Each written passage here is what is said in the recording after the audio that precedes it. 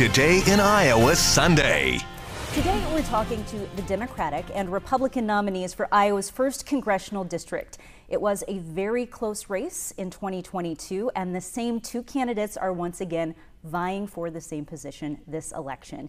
Joining me now is the Democratic nominee. This is Christina Bohannon. Christina, thank you so much for your time today. Thanks, it's great to be here.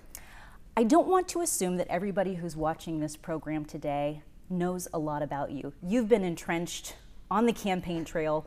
As a political journalist, I read a lot and watch a lot about politicians, but that's not all Iowans, right? So I would like to give you a chance to introduce yourself a little bit and talk about your background that led you to where you are today and running for office. Yeah, absolutely, thanks. So, and I'll guarantee you a lot of Iowans don't know me yet, so I appreciate this opportunity. You know, I'm like a lot of Iowans. You know, I grew up in a town of 700 in a mobile home. You know, my parents never graduated high school. My dad was a construction worker. My mom worked part-time in a daycare, but mostly stayed home with us.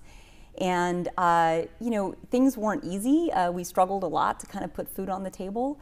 But, you know, the other thing was that we were not political. We never talked about politics in my house, never talked about issues. As far as I know, we never talked about Republican versus Democrat. What a blessed life that was, not to What is have that like? constantly about, you know, the struggle between the two parties and those kinds of things. My family never voted, as far as I can remember, and we sure as heck didn't know who my congressperson was. But you know, it was a pretty good life. You know, I joke one of the happiest days of my life was when we got our double wide, because we literally had twice as much space as we had before, you know. And that was great, not just because of the additional space, which for a family of 5 was helpful, but also just because it felt like our hard work was paying off. You know, it felt like we weren't just getting by, we were getting ahead. It might not mean much to a lot of people to get a double wide, but we felt like we were getting ahead. And that was good for a long time until my dad got sick. And he had emphysema. He had it for about 10 years. And just when he got really, really sick, they canceled his health insurance. And when that happened, we lost everything, you know, and suddenly it was like, wait a second, we did everything right. We worked hard, paid our taxes, but suddenly we weren't getting ahead. We were barely getting by.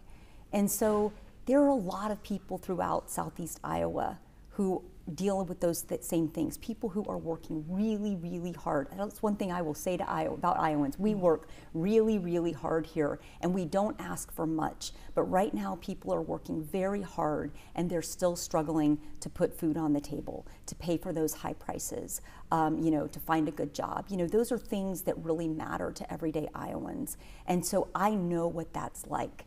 And I am fighting for the middle class in Iowa to help people not just get by, but to get ahead. And I want to touch briefly upon, you've been in the Iowa State House before, you're a law professor at the University of Iowa, so you certainly have some other things under your belt as well as far as your career goes. On the topic though of knowing that struggle growing up, and yes, Iowans are struggling right now with groceries and gas and homeowners insurance premiums increasing, mortgage rates being higher, all those things. The Biden administration has been highly criticized for the condition of the current economy. What are your thoughts on how the Biden administration has handled the economy over the last now almost 4 years? Yeah, look, we've had a lot of challenges over the last 4 years. There's no question about that. Some things the Biden administration could have done better, other things that were Congress's responsibility. And, you know, Mariannette Miller Meeks, who I'm running against in this, she's been in Congress for nearly 4 years. And the question we have to ask ourselves is, how are we better off? What has she done for people in Southeast Iowa? And here's the thing. You know, she talks a lot about lowering costs of groceries and things. She has done nothing to bring down those costs. In fact, you can draw a straight line between the money that she's taken from corporations and special interests and votes that she's taken to keep our prices high. You know, over $150,000 from big oil, and then she voted against holding big oil accountable for price gouging at the pump. Think about prescription drug prices, which is a huge thing I hear about in Southeast Iowa. she's taken over $250,000 from the big pharmaceutical companies. That's more than all of our other 3 Iowa Republican representatives combined. And then she voted against letting Medicare negotiate for lower drug prices. And she took money from an insulin manufacturing group on the very same day that she voted against capping the price of insulin for our seniors. That is just wrong. So when we look at this, what has she done? She's been in there for almost 4 years. She talks about how we need to bring down prices, but every single time she's had an opportunity to bring down those prices for people, she has voted instead to keep profits high for her corporate donors. And so, that is something that I think people around Iowa, they're tired of it. Infrastructure, I'll tell you about that. The bipartisan infrastructure bill that Chuck Grassley helped to negotiate, he brought a lot of good things into Iowa. It's going to fix our roads and bridges, our locks and dams, broadband internet, which a lot of people need. And the thing is, he supported that, he negotiated for it, and it's going to create a lot of good paying jobs right here in Iowa, potentially thousands of jobs in Iowa. Marionette Miller Meeks voted against that too. So everything that's been done to help everyday Iowans to create good jobs, to bring down those costs, Miller Meeks has voted against. And I think people in Iowa are ready for a change.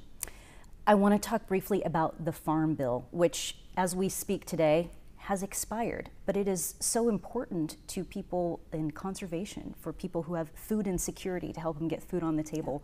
What is going to happen to the Farm Bill? Are we seeing the end of its days? What do you suggest is some sort of solution to what seems like an ongoing conversation over many years? Yeah, I gotta be honest, it's crazy. I mean, the Farm Bill, look, we should have had a Farm Bill a year ago. And Representative Miller Meeks and her Republican caucus and the extreme members of her party, they have been holding it up for a year, and they have been kicking this can down the road over and over and over. Now, Representative Miller Meeks said just the other day, we weren't going to get a Farm Bill before the election because those politicians have left Congress, gone back home to campaign, presumably to tell voters how they're doing such great things for them. And meanwhile, we still don't have our Farm Bill.